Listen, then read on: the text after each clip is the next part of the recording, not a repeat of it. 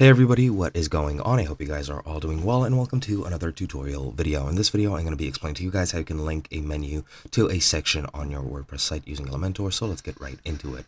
Now, I'm going to be using this here article simply because I can't use Elementor due to not being able to install any plugins, so I'm sorry that I can't show you guys, but it is very easy and you should be able to follow along just fine. Now, what you're going to do is to add a menu anchor, you're going to go ahead and open the page where you want to link to. Then you're going to add the plus button to add a menu anchor widget to the place where you want to scroll to when you click the link. Then you need to assign an ID to the menu anchor that will be used in the menu item link, and it looks something like this. So let me just wait for this to load. And there we go. As you can see, once you add the anchor, the ID of the menu anchor can be whatever you want. Just add any text that you need. Then just click update for the page and then exit to the dashboard. Then on dashboard, you need to navigate to appearance and menus. And then from the add menu items, you need to add custom links.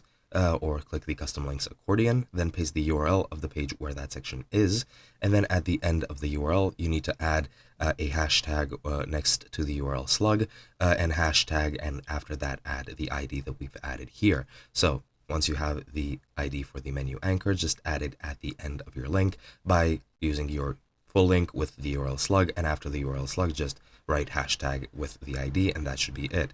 Then click on the add menu and save the menu. After that, you can also add a section ID if you want to link a section instead of a menu anchor. What you can do is just go into your page that you want to link to, click on any section that you want, for example this About Us section, then left under advanced, go into advanced, and you'll have CSS ID. This is the same as the anchor ID, so just add whichever CSS ID you want. For example, for the About Us page, it can be about or about-us, as you can see here in this example, and that is pretty much the same as your anchor ID.